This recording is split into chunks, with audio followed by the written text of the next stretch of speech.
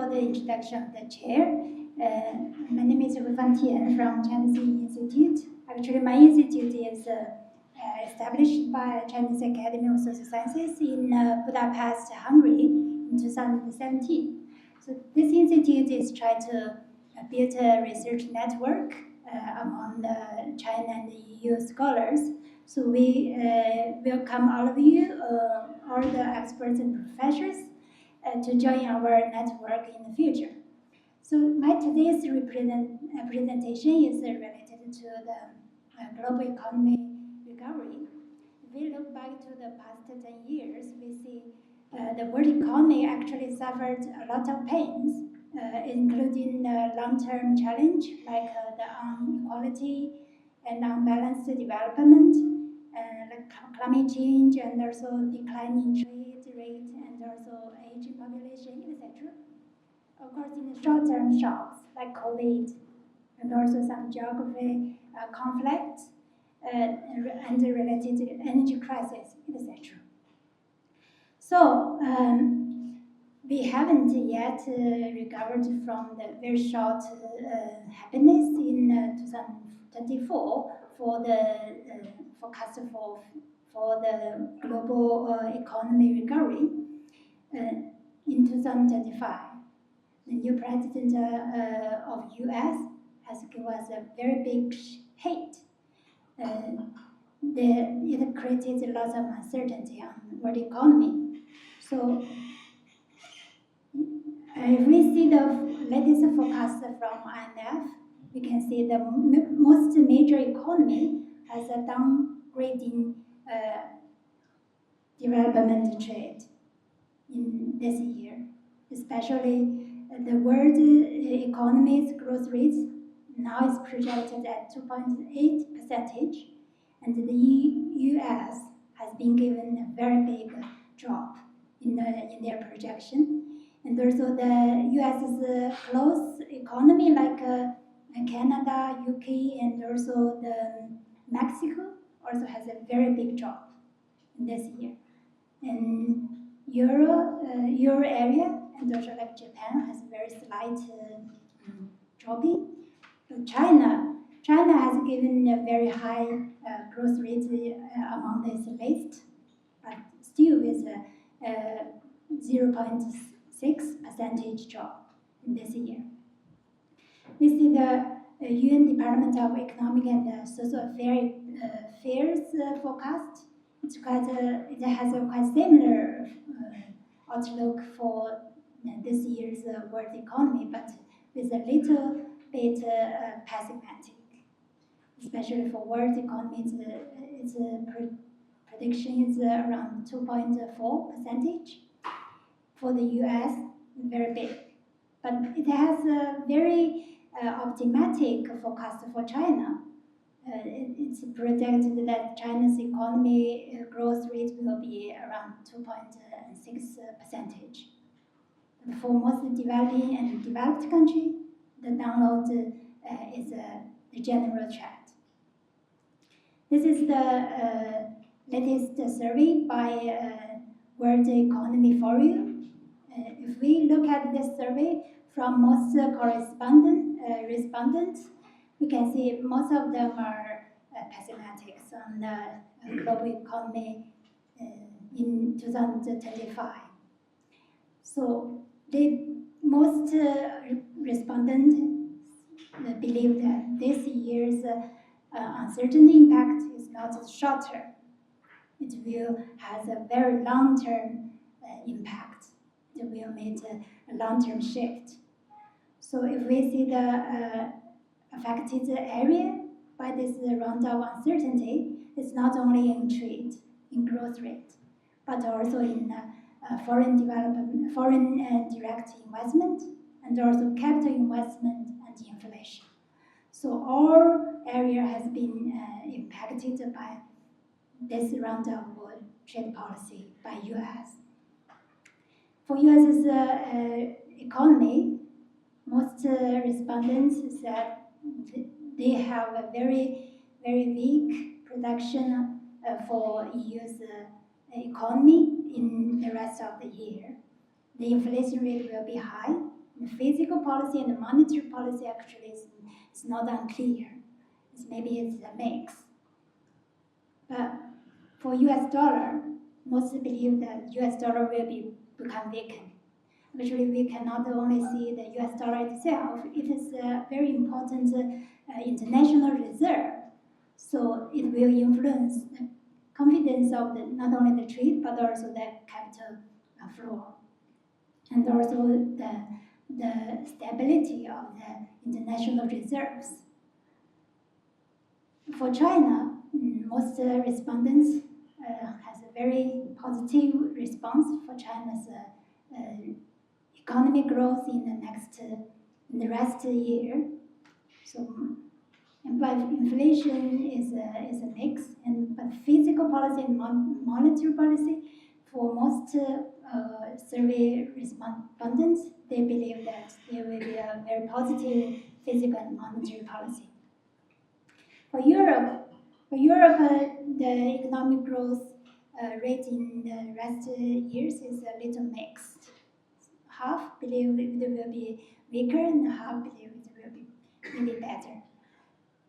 But inflation is still a big challenge for European country. If we see the business side, we can see most believe that the business will have a very deep adjustment against this round of uncertainty. This adjustment will include in lots of areas, like the sourcing and the logistics, to reduce the exports to tariff and export. They may consider delay the strategic decision and investment. This is a long-term impact from the commercial side. And also, they will shift to the production investment. Also, have the operation with new geography driving opportunity in specific sectors and geographies. Also, will reduce the geopolitical high-risk markets. Also, increase the policy monitoring and political engagement in key markets. So, we can see in the future, from the commercial side, the supply chain and also their business will be heavily influenced. So if we look at the risks in the future, the high risks actually mean lots of risks. Here I list some. This is the first increased risk is increased geoeconomic rival through protectionism. We know the increased economic rival currently has been represented by the industry policy, and especially industry policy, trade protectionism, and investment restrictions, especially in name of national security. So this round actually, this risk is not only in U.S. but also in lots of major economies. The second risk is the structural weakness in manufacturing and productivity. This risk has led many economies to become overlying and exercise and fall into a vicious cycle of protectionism. And conversely, finally, it limited the innovation capacity and also their diversified space for this economy. So this is a long-term effect. From the supply side, currently the most companies are facing a constant trade disruption. This disruption is convergent from the climate crisis, the economic uncertainty, and also geopolitical conflicts. We know there are 5 very important shocking points, like the Panama, and also Suez Canal, Hormuz Strait, and the Malacca Strait and Taiwan Strait. All these 5 straits is a very important global transportation area if it disrupted from the forecast. Third, two of the the second or the third, transportation will be influenced. But if we see the 2024, 3 of the 5 has a very serious impact on the world's supply chain. So also the investment will also be influenced by the trade wars. And long-term impact of investment like AI. Here I said AI has a representative hope of the future, but I have to see here is we cannot ignore the crucial reality of AI on the economy. I can give you an example from the latest survey from HR platform in China. 45% of the employees has been replaced by the AI. And these employees, most are about age 35. So this is a very challenging situation. Another example is a China bank in Shanghai. In the past, they have employed like more than 200 employees in the telephone call service sector, but currently only 38, because only this 38 person has passed the AI collaboration management assessment. So they stayed on. But for the most employed low-skilled worker, they have been lost their jobs. This is a very we cannot say this is a bad situation or not situation. It's quite hard to say. And also escalation in regional conflicts. It has a very big impact. Lots of experts have given us this solution. This lots of experience. So, what's the solution for this? I mean, here I said it's multilateralism. Actually, it's maybe not only multilateralism, but also cooperation and communication. Given such a challenging situation, for example, through the multilateralism platform, like in the WTO round, so the world should provide more stability against the instability and the uncertainty by the US side. So I think this is a very important thing that the rest of the world should do together. And the global value chain restructuring, this depends on the promoting regional cooperation, integration, and also depending on what kind of signals that to provide to traders and investors. The other one is international investment solution. So the first one, maybe for the investors, the important thing is to get more political trust, and also the stable and open investment environment. This can help them to invest in a country with more certainty. It's not an unchangeable situation. And also, of course, there are lots of new areas can be innovated as the investment sectors, like circular and green economy, renewable energy, and service investment.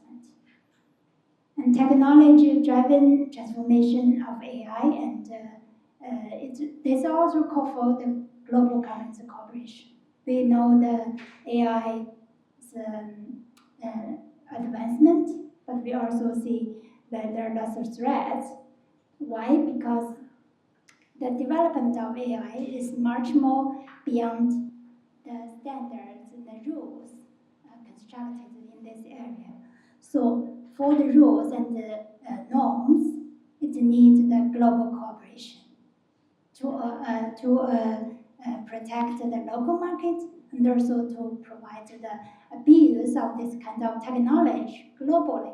And also it also needs the global cooperation to reduce the digital divide especially among developing and developed countries. The global south. The global south is also a very big factor that drive the global economy in the future. But we know the global south are also facing lots of challenge, like the technical challenge, the financial challenge, and also the investment challenge, the capacity challenge. So like our Africa experts in this morning said, the source needs a comprehensive and multi-level strategy, because we need a stable environment for the investment, and also needs a technical and financial and investment capacity support. So I think this is under the global level, we call for the multilateralism, and we also call for the cooperation and the coordination to against the negative spillover effects from the US side. This is my presentation. Thank you.